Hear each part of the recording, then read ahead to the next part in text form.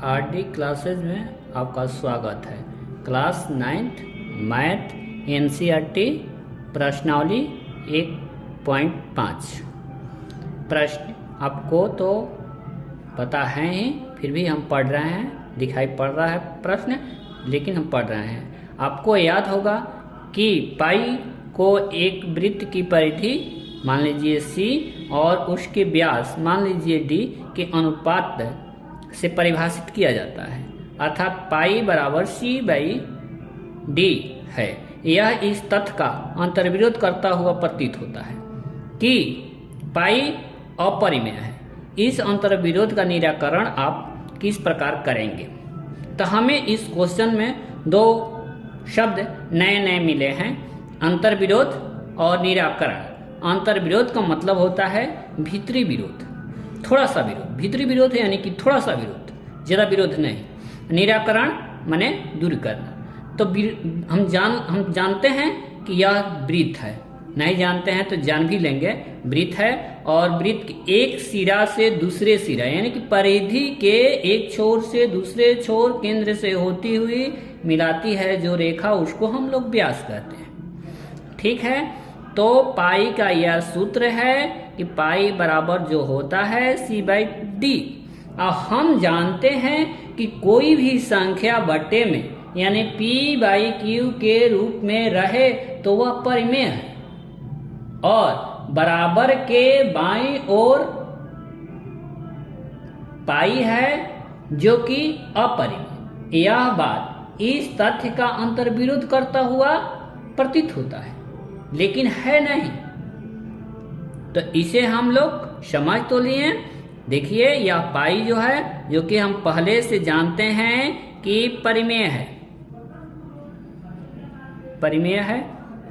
और यह जो है परिधि, हमारा परिधि जो है नापते हैं तो किसी उपकरण से ही नापते हैं या युक्ति से नापते हैं, और उस युक्ति में सही मान नहीं रहेगा। मान लीजिए कि किसी यह परिधि जो है बहुत बड़ा हो गया तो हमारा प्रकार उसे नाप नहीं सकेगा। तो हम क्या करेंगे कि धागा पूरा चारों तरफ धागा लपेट देंगे और धागे को फिर सीधा करके स्केल से नापेंगे। वह पूरा मान नहीं आ सकता है। वह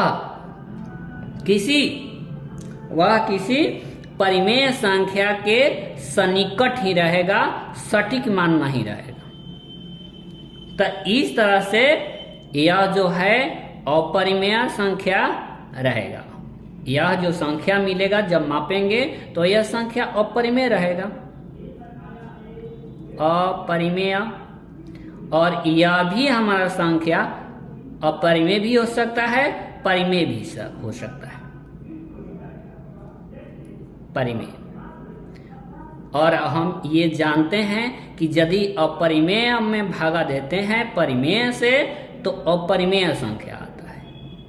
यहाँ पर पहले तो कहा गया है कि यह जो है परिमेय, इधर परिमेय है, बटा में आ रहा है तो इसको परिमेय हम कहेंगे।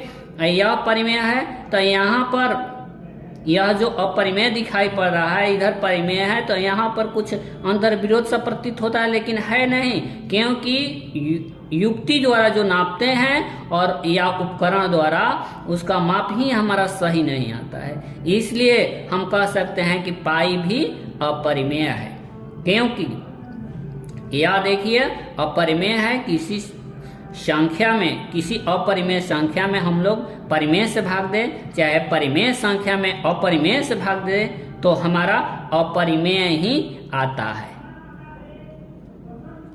और यदि इधर अपरिमेय है इधर परिमेय है तो हमें कुछ भी अंतर्विरोध वाली बात नहीं है। इस तरह इसे थोड़ा समझ लिए, लेकिन दो शब्द हमारा थ्योरी इधर लिखना है। इसमें हम लिख देंगे, बनाने को तो कुछ है नहीं, या थ्योरी लिख देंगे कि इसका कोई अंतर्विरोध नहीं है, क्योंकि जब हम सी और डी को किसी उपकरण या युक्ति द्वारा मापते हैं तो वह मान सटीक नहीं होकर के परिमेय संख्या के सन्निकट मान होता है, और सी या फिर डी अपरिमेय होने के कारण बराबर के दाहिने ओर भी अपरिमेय संख्या हो जाएगी।